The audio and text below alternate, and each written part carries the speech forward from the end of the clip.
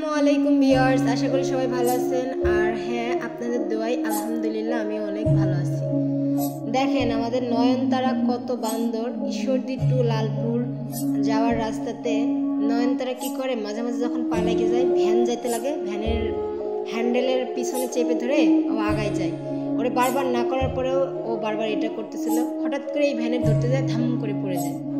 আমি আর ফারদিন যে পরিমাণের হাসি ফাইজলামি করছি যখন পড়ে গেছে। তারপরে যখন উঠে আসে তখন বলতেছে কি, আমি পড়ে গেছি কি কারণে জানো? তখন বলতেছে কি কারণ?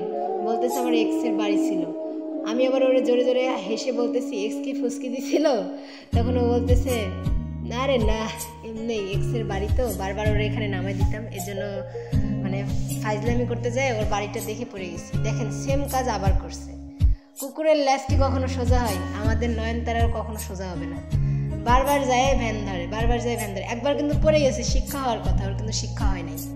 তারপরে আমরা লালপুর বাজারে চলে আসছি, একবারে মেন রোড, এটা লালপুর বাজার। একজনকে জিজ্ঞাসা করলাম, খাবার দোকানে গেলাম, তো আমরা এই দোকান থেকে খাবার খেয়ে নিলাম। এই দোকানে খাবার খাওয়ার পরে একটা চরম একটা অঘটন ঘটে গেছে। এই দোকানের এক কর্মচারী আমার সাইকেল ফেলাই দিছে। ফেলাই দেওয়ার পর আমার সাইকেলের ঘাড় লড়ে গেছে, ঘাড় এক সাইডে কাইত হচ্ছিল, অনেক সমস্যা হচ্ছিল। পরে কি করব, এইখানে তো মাত্র কেবল 7:30 বাজে, কোথাও কোনো দোকান খোলা নাই। আর আজকে হলো শুক্রবার, তো কি একটা সমস্যার ভিতর পড়ছি। পরে লালপুর উপজেলা স্বাস্থ্য কমপ্লেক্সের ওইখানে যাইতে বললো একজন, তো ওনার কথা মতো গেলাম। তো ওইখানে যাই সেটাও কোনো দোকান খোলা পাই নাই। এই যে এটা হলো লালপুর উপজেলা স্বাস্থ্য কমপ্লেক্স, হাতের বা পাশেরটা। আর আরেকটু আগে গেলে লালপুর থানা, লালপুর থানা। তো কিছু করার নাই। আর এটা হলো নাটোর জেলা, লালপুরটা হলো নাটোর জেলার ভিতরে পড়ছে। আর ঈশ্বরদী কিন্তু পাবনা জেলা। নয়নের কি পরিমাণ সাহস, এখানে পুলিশের সাথে ফাজলামি করতেছিল।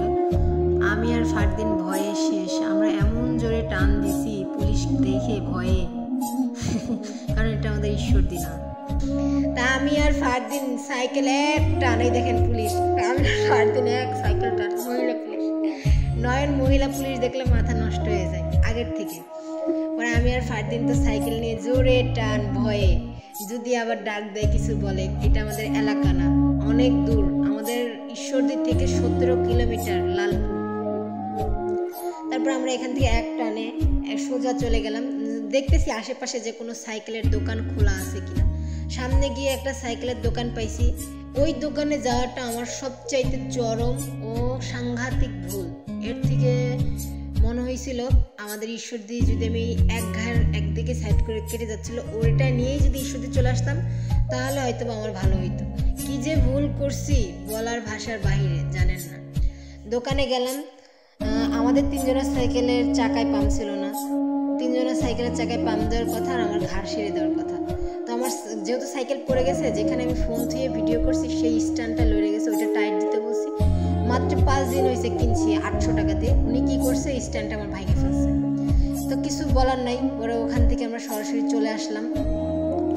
চলে এসে এবার আমরা লালপুর পার্কে যাচ্ছি, লালপুর গ্রিন ভ্যালি পার্ক। তারপরে সাইকেল কিন্তু এক সাইডে কাজ হচ্ছিল, প্রচুর পরিমাণে মন খারাপ ছিল।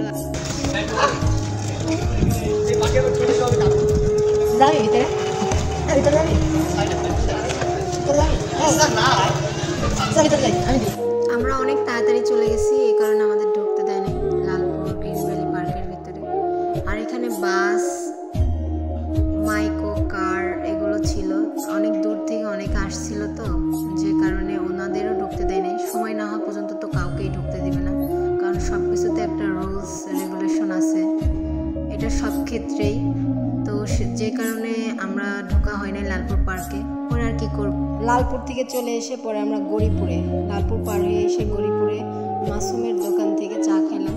এটা ঈশ্বরদী অরণখোলা যেরকম চা পাওয়া যায় সেম চা, তবে আমার কাছে একটুও ভালো লাগে না। আমাদের ঈশ্বরদী অরণখোলার যে চা, ওই চা খাওয়ার জন্য ঢাকার থেকে মানুষ চলে আসে। আর ওইখানেও অনেক ভিড় হয়, হয়তোবা গ্রাম অঞ্চলের মানুষ ওইখানে চা খায়, তবে আমার কাছে একটু ভালো লাগেনি। পরে আমরা কি করব, গড়িপুরের রাস্তাতে একটু ঘুরলাম। গড়িপুরের রাস্তাতে নদী আছে, পদ্মা নদী, যেটা আমাদের ঈশ্বরদী হার্ডিং ব্রিজ পাকশি নদীরই শাখা। পরে অসম্ভব সুন্দর ছিল তো জায়গাটা, এর জন্য ওইখানে আশেপাশে দিয়ে একটু ঘুরলাম, অনেক ভালো লাগতেছিল। ওই সাইডে প্রাকৃতিক যে সুন্দর সুন্দর নিদর্শন আছে যে বলার বাহুল্য। সিনেমাটিক ছবি, ফটোগ্রাফি, তারপরে আপনার যে ভালো ভালো অ্যাকশন মুভির ভিডিও শ্যুট করা যাবে। যদি নদীর এলাকাতে দরকার হয় তাহলে গরিপুরে যাইতে পারেন।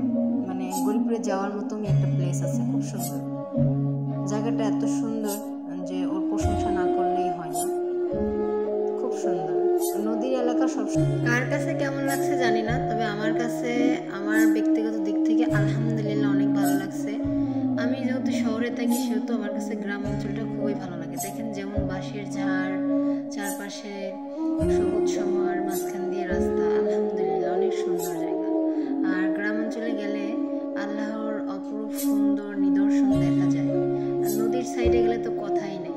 তারপর এটা গরিপুরে মেন রোডে ওঠার রাস্তা ছিল এটা। তো এইখানে একটা মেয়ে ফুসকে দিতেছিল অনেকক্ষণ ধরে ক্যামেরা দেখে। যখন আমরা আগাই যাই তখন দেখেন কেমন একটা কাজ করে, দুষ্টামি করতেছে। সে আবার আমাদের দিকে মুখ ভেঙসি মেরে মুখে রুমাল না, তার ওড়না দিয়ে আগাই যাচ্ছিল।